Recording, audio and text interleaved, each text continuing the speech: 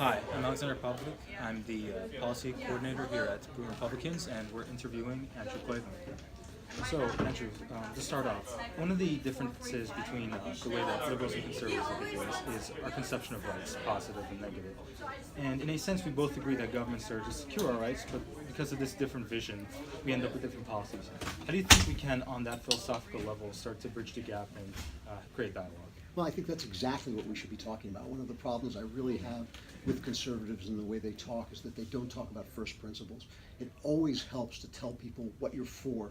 We never do this. We never talk about what we're for. We're always talking about what we're against and what we dislike, and it makes us sound like grumpy, disapproving old scolds.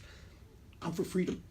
And I understand that freedom is a complex thing. You have to build complex machineries to preserve freedom. And so when we start talking about that, then we can start to reason our way to the point why negative rights are the ways to freedom and why positive rights take freedoms away.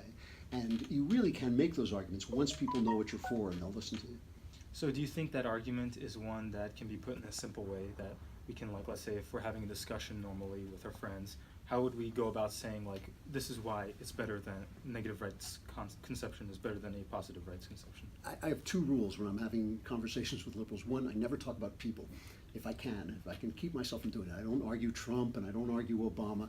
I will stipulate that all politicians stink. And even your politician, you like your politician, I think he stinks. I like my politician, you think he stinks. I won't argue about that. I'll only argue about principles. The second thing I like to say to people is, this is what I'm for. This is what I'm trying to achieve, okay?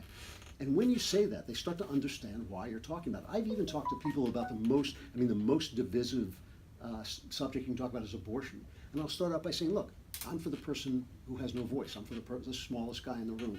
I'm for the least powerful person. And then it starts to make sense why you're against abortion, right? So if you start by not allowing yourself to descend into arguments about personalities, A, and B, set the idea, the limits, the borders of what it is you're trying to accomplish, you can find that you actually can have some pretty civil conversations. So on a different note, on a more cultural note, one of the big issues in our culture right now is the sort of nihilistic way it looks at things, at gender, at race, at morals, at religion. It seems like the philosophy people like Jean-Paul Sartre, who talked about the meaning of life only being what we assign to it ourselves, is so predominant right now in our world today. How do you think we can get people back into thinking about truth and meaning of life in a more objective manner, more conservative manner? Well, I think the funny thing about this, you're really talking about materialism. Almost everything that these people believe is based on the idea that there's nothing in life but material life. And that there's a level at which that's true. I mean, we are pieces of material, we die, we rot, we go away. But all of us know that there is a level of meaning in life. We all know this, we all live like this.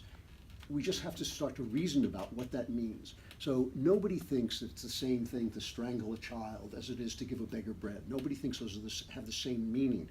Well, what does it mean that they don't have the same meaning? Where does that meaning exist? Is it a real thing? Is it just something, if I live on an earth in which everybody believes in strangling children, does that become right? If you're in the South before the Civil War and everybody believes that slavery is right, is it right? I don't think most people think that that's true. And so when you start to believe where do these morals exist, right? Everybody actually believes in a spiritual plane. They know, for instance, that 2 + 2 = 4. There's no such thing as a 2, right? There are 2 pennies, when 2 other pennies equal 4 pennies. That's the physical manifestation of a spiritual idea, of an idea that of an immaterial idea, let's call it that.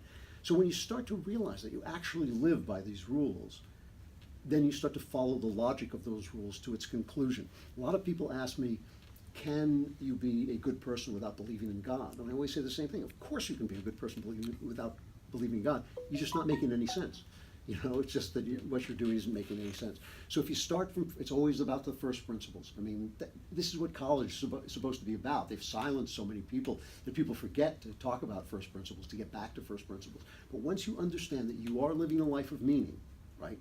You do believe some things are right and wrong. You don't want to compromise them no matter what kind of world you're living in. Once you get to that, you start to reason out the ramifications. I think we can turn this conversation around because their ideas don't make sense.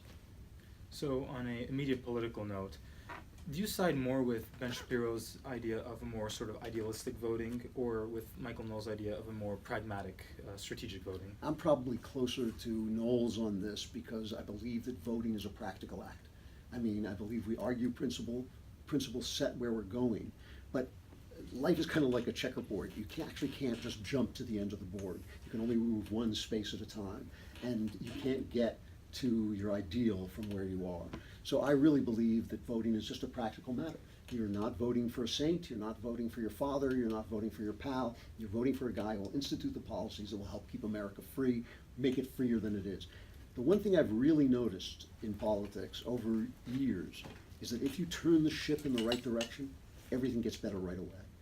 You're not going to get to your destination right away, but everything gets better when the ship is headed in the right direction. So I'm very practical about voting. Well, that's all, so thank you very much. Thanks, it's good talking.